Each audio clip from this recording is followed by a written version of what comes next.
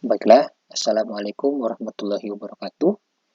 Perkenalkan, nama saya Irgi Henesta dengan NIM 105-21068.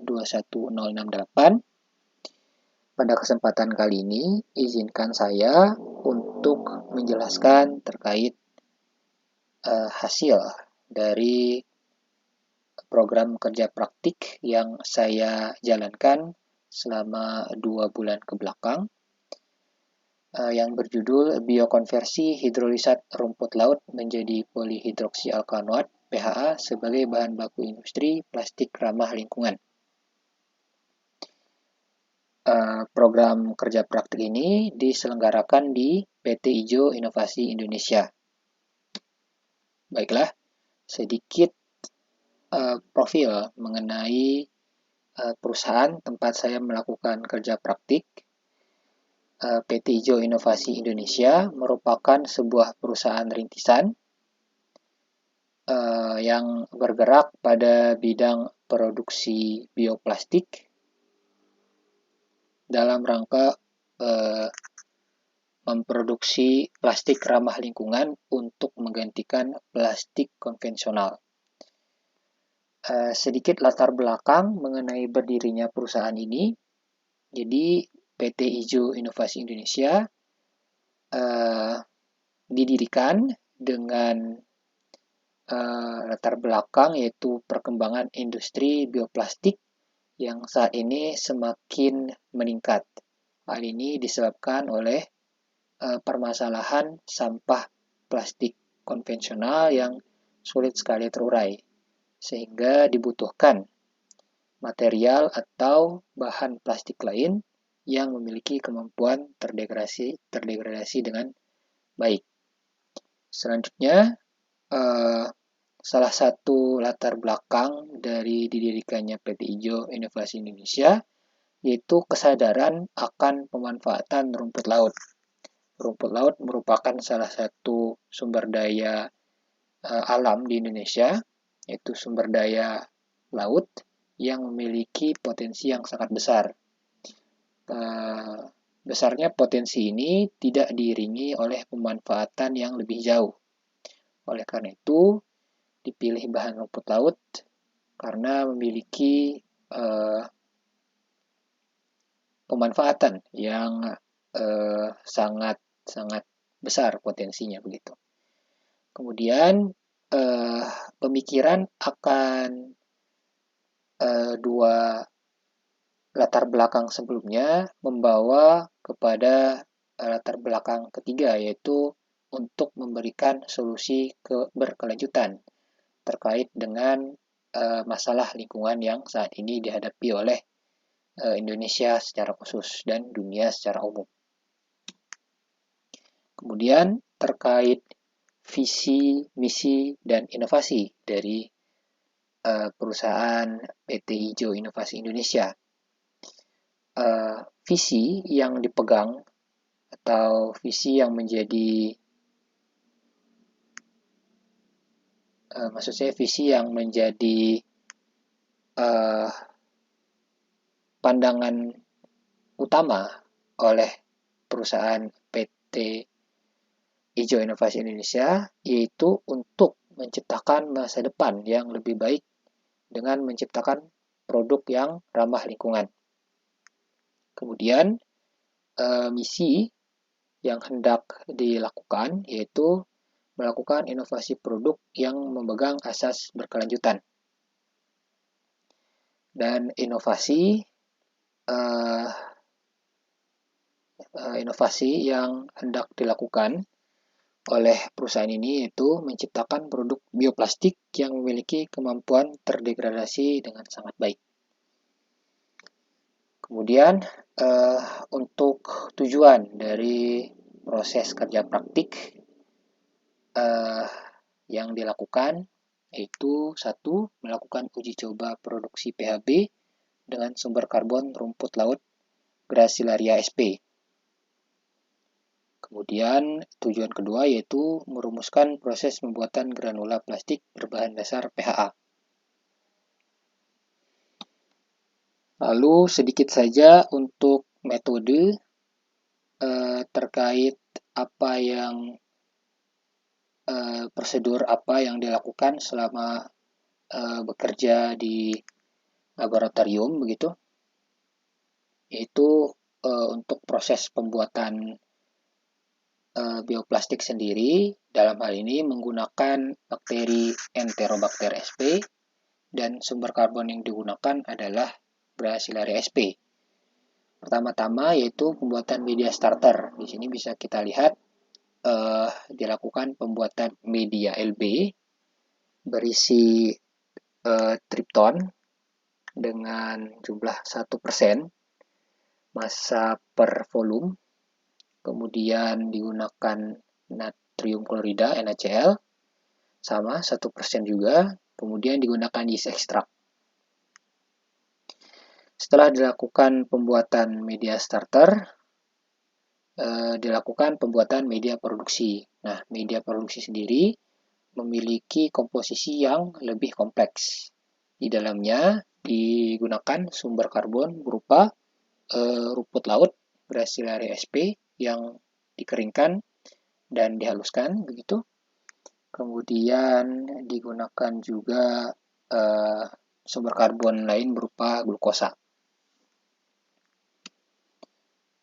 Untuk metode yang digunakan, pada dasarnya keseluruhan proses yang terjadi pada penelitian ini yaitu proses fermentasi. Nah, di sini proses fermentasi yang dilakukan skalanya cukup besar begitu. Di sini digunakan mesin fermentor dengan kapasitas 50 sampai 60 liter. Di sini keseluruhan media yang digunakan dalam proses produksi mencapai 55 liter. Itu bisa dilihat pada gambar di samping kiri. Nah, untuk proses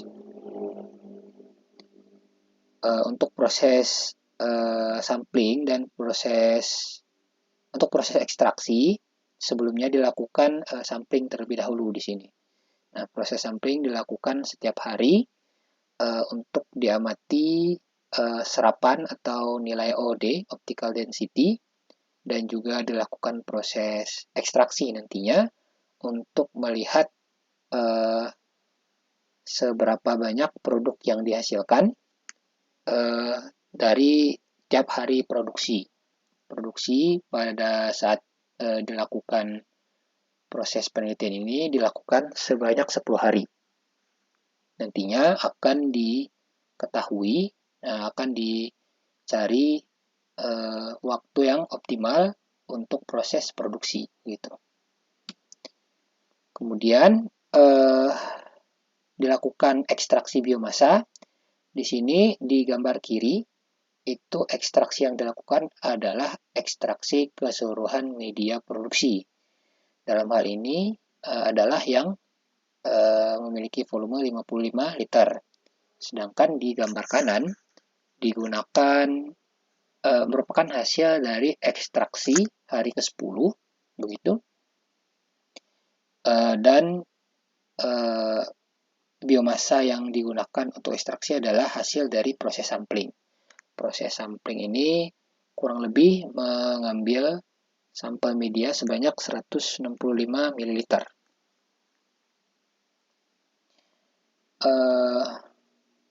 Oke, lanjut kepada hasil begitu. Di sini untuk proses fermentasi dan proses pengukuran serapan dari media produksi itu diukur setiap hari sehingga diperoleh data sebagai berikut. Di sini dilakukan pengukuran OD pada panjang gelombang 600 nanometer sebanyak 3 kali atau triplo di 10 hari produksi. Diperoleh rata-rata serapan bisa dilihat pada kolom ke-5 begitu. Di bagian rata-rata diperoleh nilai serapan paling tinggi itu berada di hari ke-6 dengan rata-rata 2,701. Kemudian diperoleh massa produksi yang paling tinggi begitu di sini. Kita lihat di 122,2 mg. Dalam hal ini massa yang diperoleh merupakan massa dari sampling sebanyak 165 ml media produksi pada hari ke-5. Untuk hasil yang diperoleh seperti ini untuk serapan dan massa produk hasil ekstraksi. Kemudian untuk bisa dilihat juga untuk produk hasil ekstraksi padatan yang diperoleh itu pada hari pertama, ke-5, dan ke-10 bisa dilihat pada gambar. Pada hari ke-1 kita lihat bahwa produk yang dihasilkan itu lebih sedikit. Ini sesuai dengan data massa produk yang kita peroleh di halaman sebelumnya. Itu cuma 18,5. Bisa dilihat juga di sini untuk warna yang diperoleh dari produk itu dia memiliki warna yang lebih pucat dari hari-hari lainnya begitu di sini dibanding hari ke-5 dan hari ke-10. Untuk hari ke-5 dan hari ke-10 di sini kita lihat hari ke-5 memiliki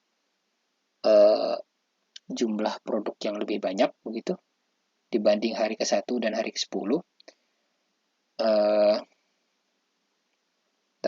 Tetapi jika kita lihat lebih seksama, di hari ke-10 produk yang diperoleh itu memiliki warna padatan yang tidak terlalu pekat begitu. Dibanding hari ke-1 kita juga bahwa produk yang dihasilkan tidak terlalu pekat, tapi hal ini cukup beralasan karena hasil yang diperoleh sangat sedikit begitu. Sedangkan jika kita bandingkan di hari ke-10 bahwa padatan yang kita peroleh itu cukup banyak, tetapi memiliki warna yang tidak terlalu pekat begitu. Mirip seperti jika kita telah lebih lanjut bahwa PHA yang memiliki kemurnian yang tinggi itu memiliki warna bubuk berwarna putih begitu. Di sini kita lihat bahwa di hari ke-10 padatan yang kita peroleh itu memiliki warna yang kurang pekat dibandingkan hari ke-5. Oke. Mungkin cukup. Selanjutnya untuk proses ekstraksi pada keseluruhan media produksi kita peroleh di sini. Di awal tadi setelah proses ekstraksi saya lupa menjelaskan bahwa setelah dilakukan setelah diperoleh padatan dilakukan pengeringan di sini. Kita peroleh bahwa pada proses ekstraksi padatan yang diperoleh bisa kita lihat pada di gambar kiri.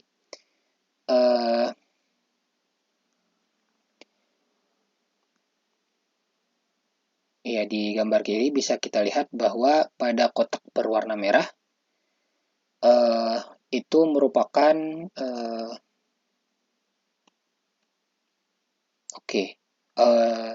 itu merupakan fasa jika kita lihat di bagian ekstraksi untuk media sampel media maksud saya untuk proses ekstraksi sampel media pada hari ke-10 kita peroleh 3 fasa begitu di sini. Fasa atas merupakan fasa SDS karena yang kita lakukan di awal untuk proses pemecahan sel adalah menggunakan SDS begitu. Kemudian di tengah adalah debris, yang bawah adalah fasa kloroform begitu. Selanjutnya untuk gambar kiri begitu, untuk proses ekstraksi keseluruhan media kita peroleh di sini di bagian kotak berwarna merah ini, yang memiliki tutup warna merah ini, itu merupakan hasil padatan yang diperoleh dari fasa debris. Nah, dari ketiga fasa tersebut, dari ketiga fasa yang sebelumnya kita dapatkan, itu kita pisahkan terlebih dahulu, lalu kita lakukan penambahan metanol dingin, begitu di sini. Saya lupa menjelaskan tadi. Lalu yang kita peroleh di sini adalah padatan, bisa dilihat itu cukup banyak bila kita lihat pada kontainer dengan tutup berwarna merah. Dan untuk tutup berwarna hijau itu merupakan padatan yang diperoleh dari fasa kloroform gitu. Itu terlihat lebih sedikit. Nah, bisa kita lihat di sini untuk padatan yang diperoleh setelah ditambahkan metanol itu cukup banyak pada sebelum proses pengeringan, terlihat cukup banyak. Tapi setelah proses pengeringan menggunakan dehidrator, kita peroleh padatan itu cukup sedikit begitu. Dia pada fasa yang pada bentuk yang lebih kering itu terlihat lebih sedikit. Terbukti hasil penimbangan dari massa produk yang kita peroleh itu sebanyak 82,2 gram. Ini sudah termasuk ke dalam padatan yang terbentuk di 3 kontainer atau di kedua fasa, baik fasa debris dan fasa kloroform.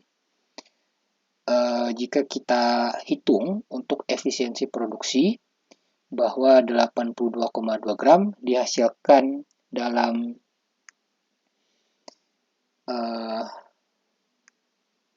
dihasilkan dalam 55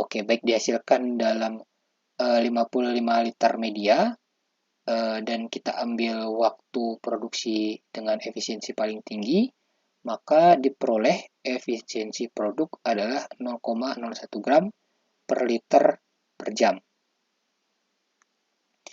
Untuk persen yield yang diperoleh, jika kita bandingkan massa produk dengan sumber karbon yang digunakan, dalam hal ini rumput laut dan gula yang digunakan adalah sebanyak 1,2 kg dan rumput laut yang kita gunakan adalah 150 gram, maka diperoleh persen yield dari hasil produksi adalah 6,1%. Ini cukup sedikit begitu. Dan pada untuk hasil terakhir begitu, proses pembuatan granula plastik. Di sini kami melakukan kunjungan begitu di lokasi industri, lokasi pembuatan granula plastik maksud saya. Di sini terdapat alat extruder, yaitu alat yang digunakan untuk pembuatan granula plastik. Dan di sini kita lihat ada conveyor. Nah, di sini extruder dan di sini conveyor digunakan untuk pengeringan granula plastik yang sudah dicetak begitu. Nah, bahan PHA yang kita peroleh sebelumnya itu bubuk PHA, itu proses pembuatannya kurang lebih dimasukkan pada mesin ini begitu. Di dalamnya terdapat 2 skrup besar yang mencampurkan bahan-bahan mentah. Di sini kita bisa gunakan PHA, polyhydroxyalkonoat, dan campuran PLA sehingga bisa diperoleh bahan plastik yang memiliki sifat tertentu begitu. Dan untuk untuk memiliki sifat tertentu itu perlu ditambahkan lagi plasticizer. Dalam hal ini untuk menambah sifat elastisitas dari granula plastik yang dihasilkan begitu. Jadi semisal kita mempunyai campuran PHA dan PLA, polylactic acid dengan perbandingan PHA 80% dan PLA 20% dicampurkan, Setelah tercampur, bahan tersebut ditambahkan dengan plasticizer, contohnya gliserol.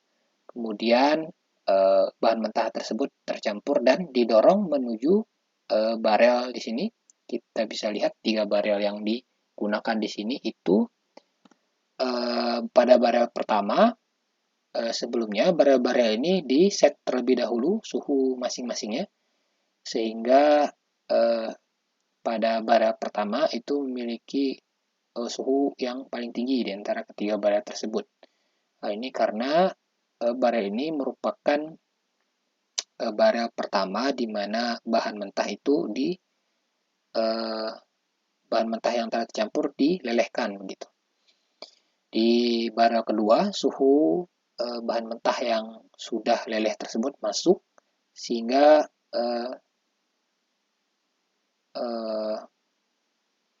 material yang bahan mentah yang sudah masuk, yang awalnya leleh, memiliki kepadatan yang lebih tinggi begitu.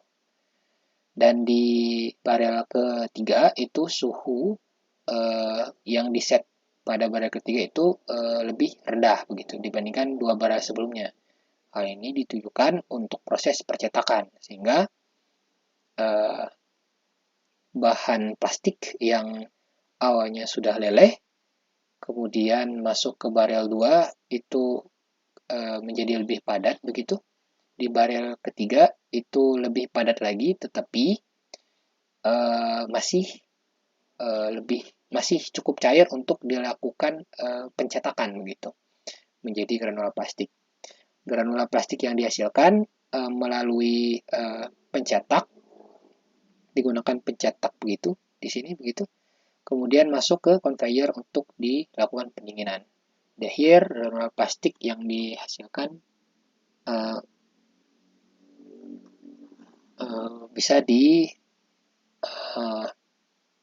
bisa dilihat di penampungan di sebelah kanan di sini, tidak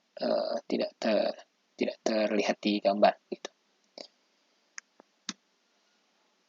Kemudian untuk proses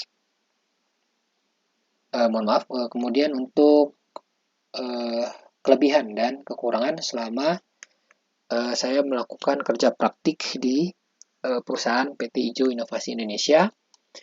Kelebihannya yaitu pertama, mendapatkan pengalaman langsung bekerja di laboratorium. Hal ini cukup berarti bagi saya, terutama untuk persiapan mengerjakan tugas akhir gitu.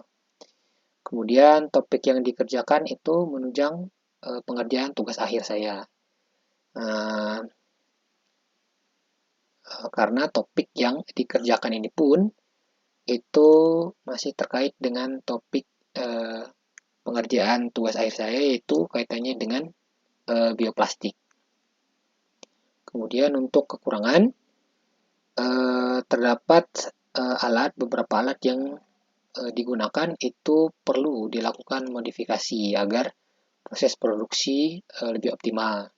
Bisa dilihat di awal tadi, fermentor yang digunakan itu sudah cukup baik dalam melakukan produksi, tetapi pada bagian bawah untuk pipa pengeluaran media cair, maksud saya untuk pipa pengeluaran media produksi itu terlalu panjang dan terlalu besar, sehingga rumput laut yang kita gunakan itu terakumulasi di bagian bawah dan perlu dilakukan pengurasan sebelum proses sampling begitu. Kemudian untuk beberapa prosedur itu harus tertunda akibat ketersediaan alat dan bahan. Nah, di sini karena proses fermentasi dan ekstraksi yang dilakukan itu skala yang cukup besar begitu, dibutuhkan bahan-bahan seperti kloroform yang digunakan dalam jumlah cukup besar, sehingga pada saat proses produksi kloroform yang digunakan itu habis dan perlu melakukan pemesanan kembali. Disitulah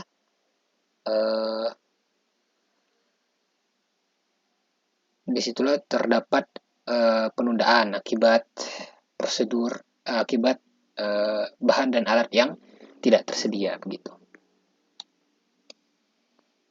Oke, baik, mungkin cukup itu saja untuk